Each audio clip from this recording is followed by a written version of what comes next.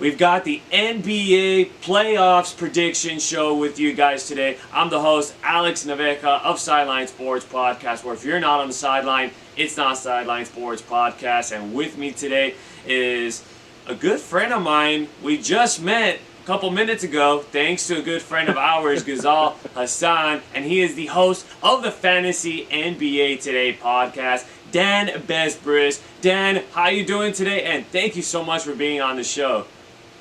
Well, you're welcome. I'll start with that. I'm hanging in there, man. It's good to have the NBA back. It's provided a nice reprieve for my brain, and we're coming down the chute here. Playoffs in less than a week.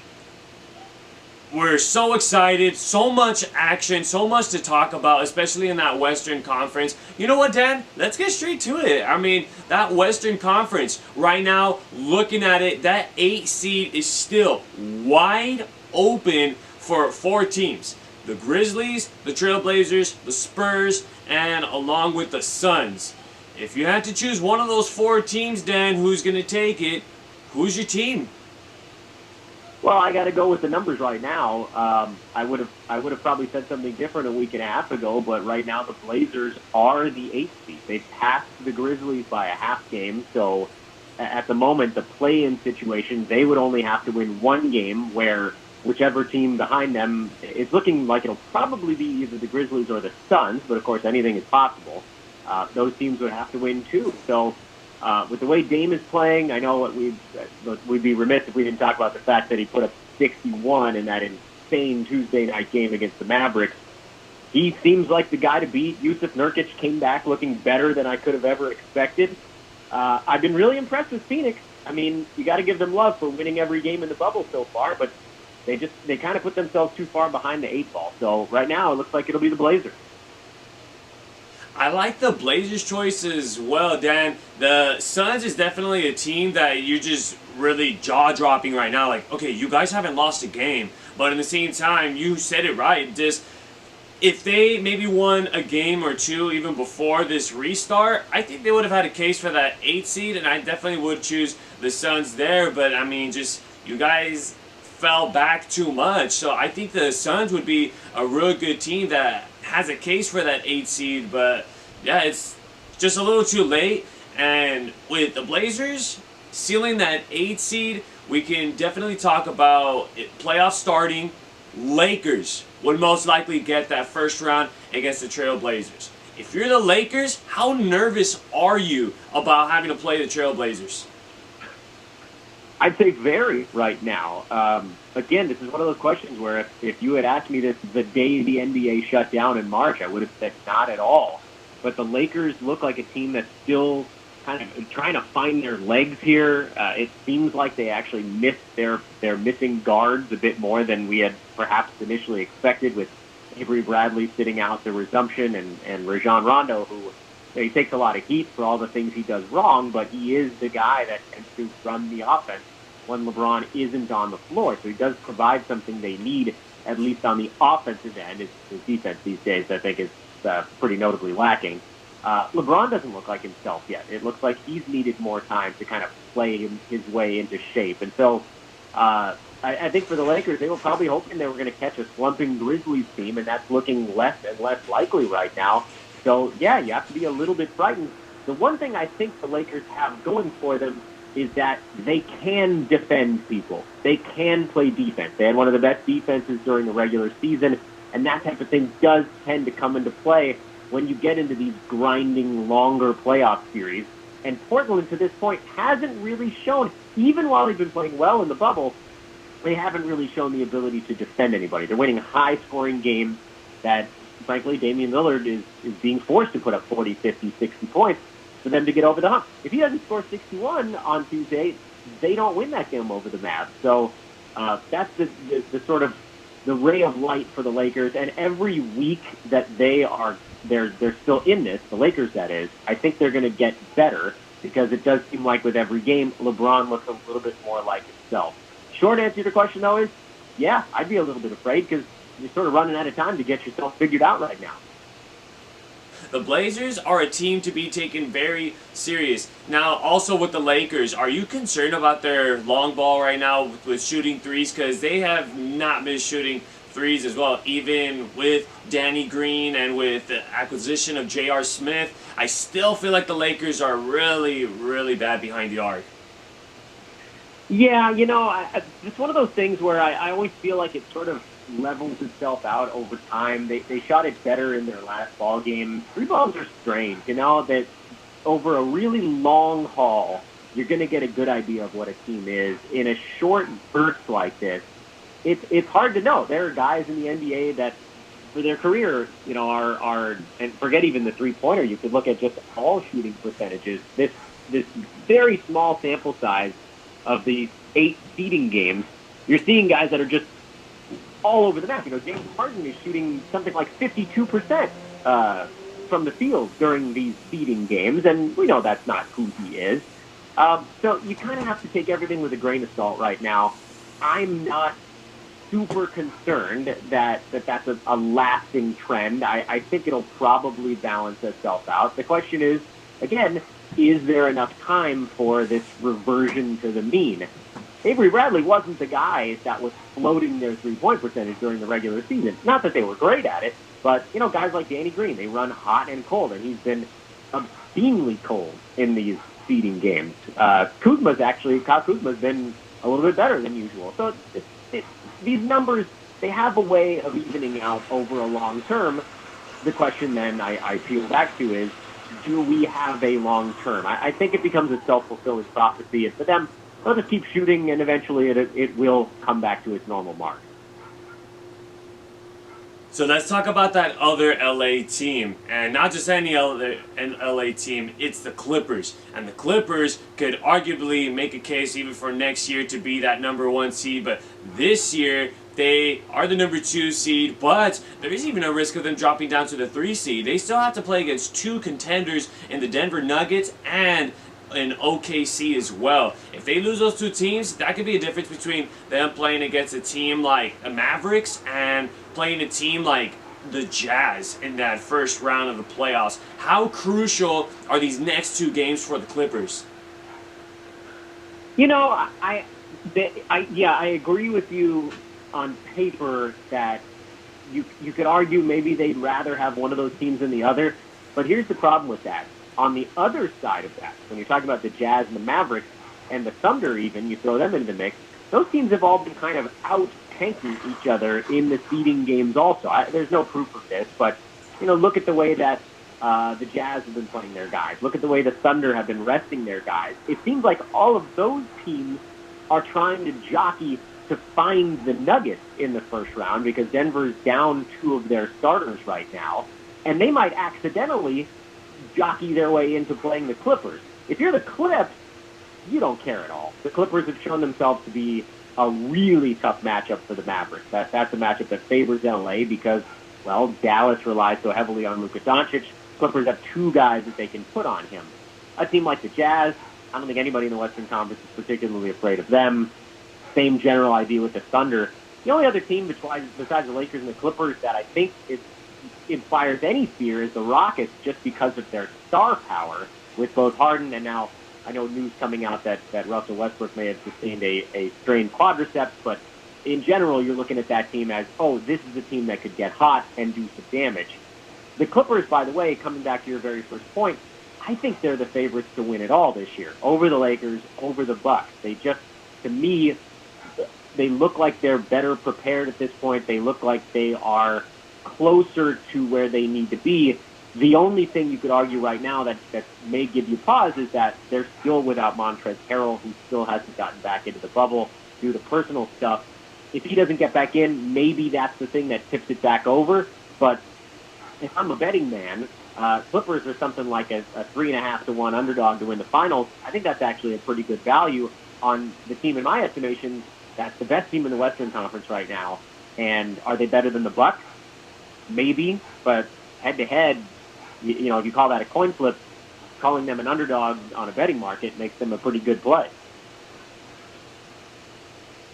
That's a good point right there, Dan. I mean, that Western Conference with the Clippers, They could go all the way. I think they have all the weapons to do it. They just need Harrell back. They got Lou Williams back. I mean, I know in the restart he was out for a couple of days due to the whole entire scandal of him looking for food and leaving the bubble for that instant. But, that's a very key player right there, Lou Williams. So, a question that I asked another guest, Brandy Flores, digital host for Fox Sports West, I asked her, in your Western Conference Finals brackets, do you see Lakers and Clippers there? And we both agreed Lakers and Clippers, but we said the Lakers. So you're saying that you have the Clippers going all the way, championship, everything?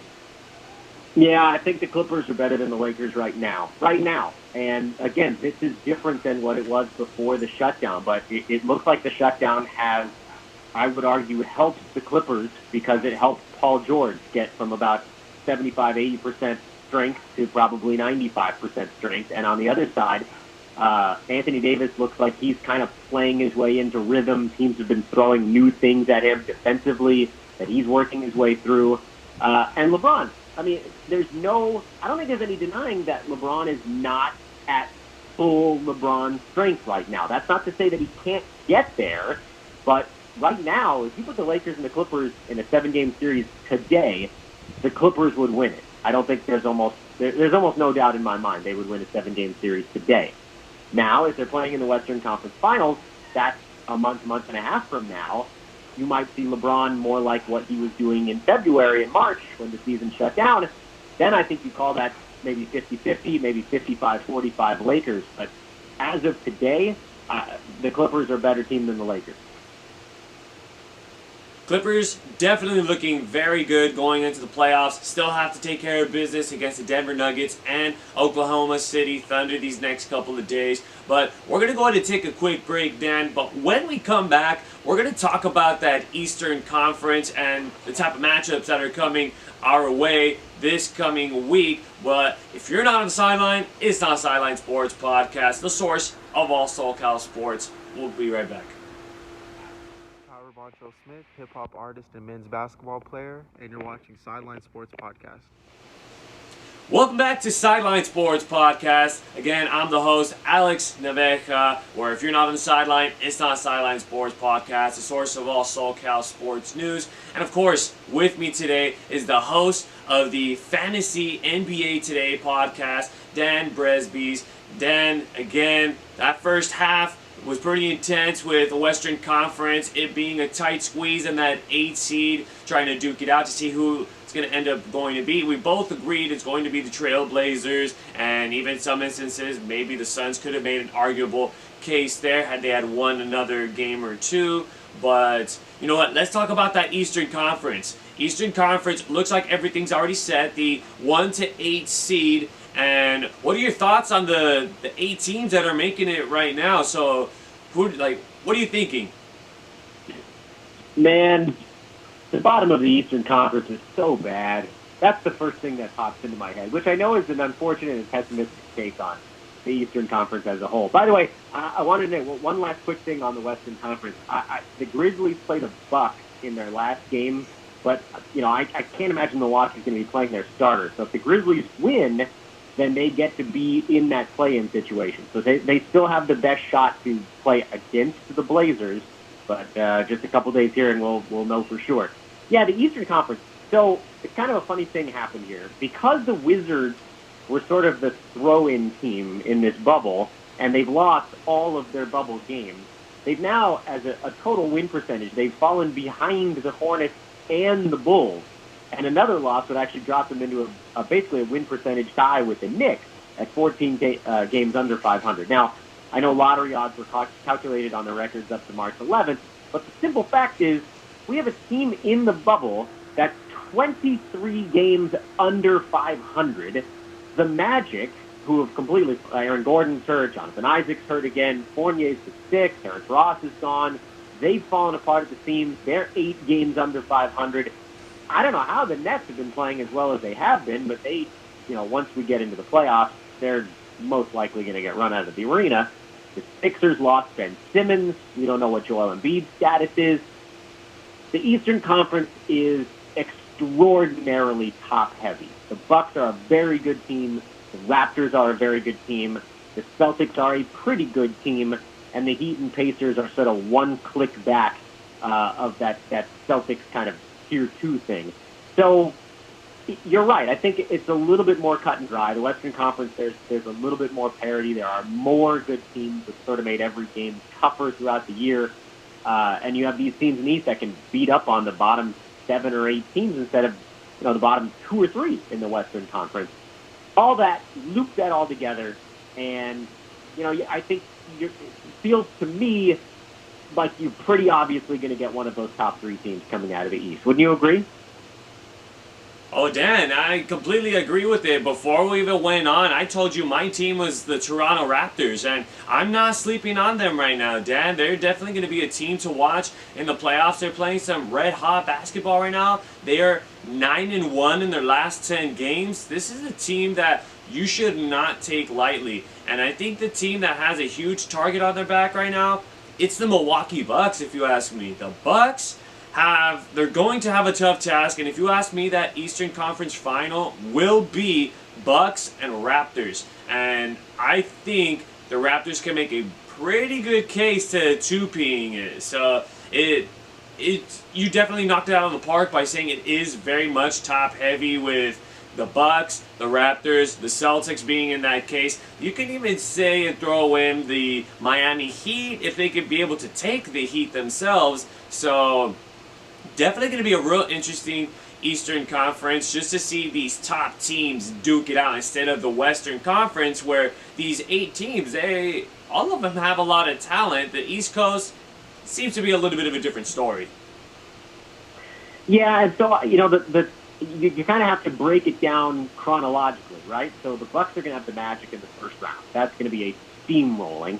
They also are fortunate to get an easier matchup, most likely, in the second round. And I think this is where things get a little bit murky in your Eastern Conference playoffs because, like you, I really like the Raptors a lot. They've shown, I think, more than people realize. They played their guys heavy minutes during the regular season because it did seem like they had something to prove. It felt like they wanted to have a strong regular season record, presumably for home court, although obviously that doesn't matter anymore. But that second round, where the Raptors, we assume, are going to have to go through the Celtics, and the Bucks are going to get either the Heat or the Pacers, most likely. The Sixers could shift into one of those spots, but that's a pretty different level of competition. If you're choosing, if you're the team up top there, and you're saying, hey, would I rather pick from Heat, Pacers, Sixers, or would I rather play the Celtics? It's a no-brainer. You want to pick from those 3 first teams I mentioned, and that's where I think things get a little bit clunky. Because the Bucks are almost guaranteed a path to the Eastern Conference Finals without a ton of resistance, and the Raptors, who maybe let's say they're just as good, even if we assume in our minds that the Raptors and the Bucks are equally good, the Raptors are going to have to go through a much tougher second round team just to get to the Bucks in the Eastern Conference Finals. So for that reason, mostly again because of the math of it, I got to go with the Bucks. Just because their path is simpler. If the Raptors get past the Celtics, well, then you got yourself a nice coin flip, and then you start to think, all right, your prediction of Raptors sounds a whole heck of a lot better. I'm just a little worried about the tougher road they'd have to travel to get there. Definitely. That's just the difference between that 1 and that 2 seed. I mean, that's just the rights that you have to have that number 1 seed. I mean, the path is a little simpler, especially with how this Eastern Conference looks like right now. And unfortunately for the Raptors, yeah, they have some tough teams that they have to go through. That middle part of the Eastern Conference, you have that concern with the Celtics, you have that concern with the Pacers. Those are some tough teams that they may have to come by. And you know what? If you beat those teams, then it only gets harder with the Eastern Conference Finals with playing against the Bucks. And you know what? I'm expecting that to go all 7 games. And you know what? It's going to come down to that Game 7. And you know what? Memories of that Kawhi Leonard shot is going to come back. And I think it could be Lowry that could come back and do a little bit of a Kawhi type of impersonation right there for the Raptors. What do you think? Yeah, I wonder. I was thinking about that matchup, right? While you were talking about it here, I was sort of going through how it would fit in my head. The team that I thought was best built to deal with Milwaukee this year was actually Philadelphia, but they're now cut down to the nubs without Ben Simmons, so you can take them off the map.